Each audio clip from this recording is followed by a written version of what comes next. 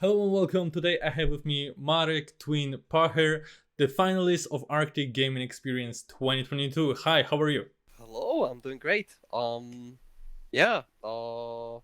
So Norway happened pretty recently and Yeah. still buzzing from that, so really good. I mean, it was amazing to see you thriving out there. In the year that didn't really go your way, it was nice to see you getting some good results under your belt. Like, what was that feeling for you? Yeah, same here. I went into the tournament very confidently, and uh, especially on day one, I just felt like very hard to stop and just very in the zone.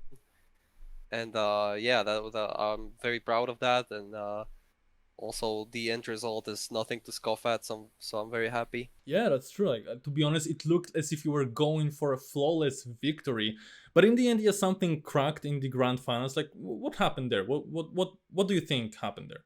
Um, I was just kind of let down by a map that I feel like I could have done very well on, but in the end, it just like was pushing too hard maybe, and like in a final like that, you just can't let go. So yeah, there's definitely some stuff that just didn't go my way, and I messed up a lot. So yeah, like the ending of the match really like didn't go my way. So uh, I don't really have anything like that I can just like watch the Mm-hmm. VOD and just analyze and learn and see what I did wrong. I just know that I like next time there's a final, I have to push as hard or even harder and just keep at it basically. Like this sort of like small like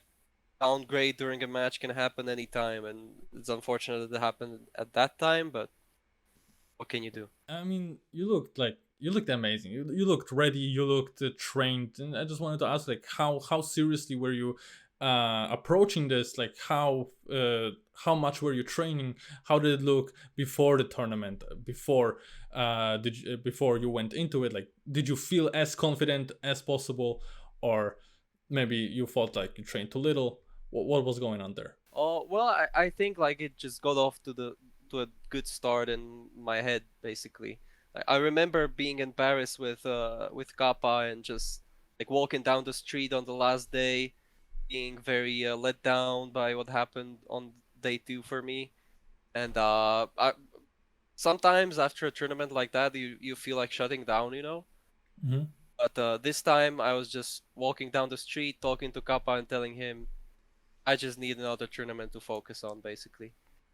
So that was the mental start that I got off on, and I remember that I was like hounding Eirik for like the exact time the maps are going out, you know, Mm-hmm. so that I can prepare myself for that, like get off to a good start, not let anyone get like a sick world record before I get the chance to play the maps.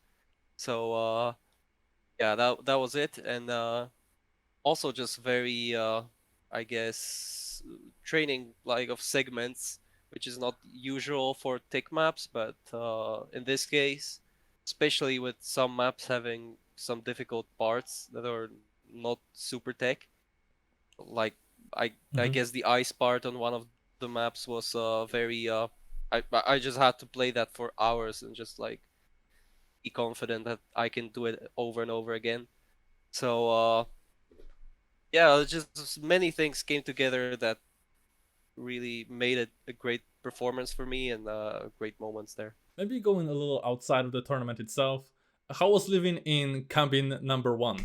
It was amazing. Like it was very how would I say it? It's like the summer in Norway. It's not really too hot. Mm-hmm. That probably comes off as no surprise, but I feel like the sun is very sharp and like when you stand in it, it's very summer feeling even when there's like 11 degrees outside. Mm-hmm. So um yeah, anytime we just went out of the cabin, there's like beautiful mountains everywhere, just like very like something out of like a fantasy book or Mm-hmm. something. That's what it felt like when there was like these low hanging clouds that were just like just slightly below the peaks, and it was just amazing, like wondrous. Do you have like any special memory you brought with you from H 2022? Special memory. Uh, f- hmm, like so many of them, but like it's really hard to pick. I have to say, like every evening, or well, I guess you can call it night, that you just are walking back down the street, and it should be dark, but it isn't, and you take a photo, and it's just like perfect and very serene. That's what it was all about. And but also like playing wise, like I guess my favorite aspect of it was the fans that were present, and it was really amazing to there are so many people. I also was approached by one Slovak person who said that he was like on a vacation there, and he saw basically billboards or posters for the tournament. And he was like, "I'm gonna go visit. Maybe there's some Slovak person playing."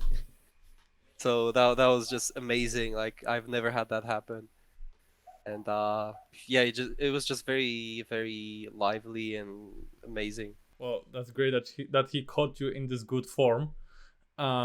You also had some adventures after the age has concluded. Tell us little about them. What were you doing? Oh, it was very simple. Like basically, the cheapest plane ticket was to go back through Tromsø, which is like a very northern part of Norway, like super north. It's like uh, how do you say it? It's like the 69th, like Mm-hmm. nice like the degrees by which you measure like how north you Yeah. are. I'm sorry, Mm-hmm. like the name evades me. But yeah, I was I pinpointed like the point on the map which is like the northernmost part that I've ever went to so far. So yeah, maybe next year, next AGE, we are all going to beat that. But that was it for me.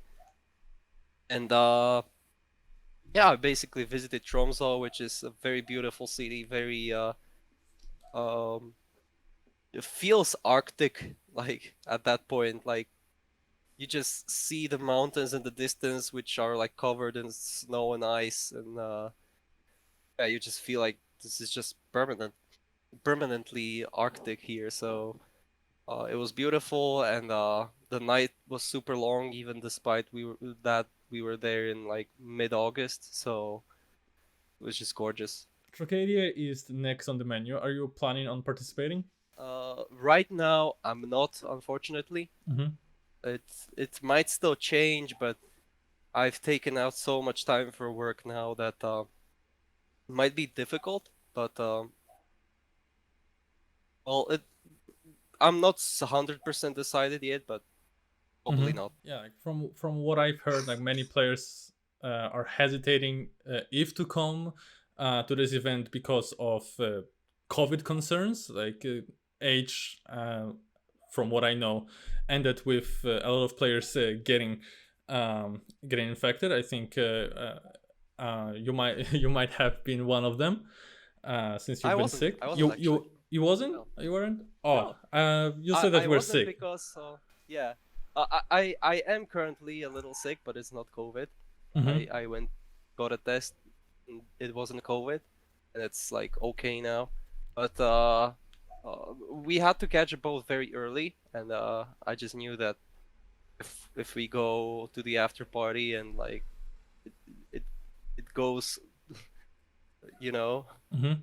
it goes wild, then it's going to be just such an absurdly unpleasant way to Tromsø. And Yeah, then we were there, and we wanted to like make use of the time we had there, because we had around 15 hours like overnight to visit everything. So we did that with no headaches or anything.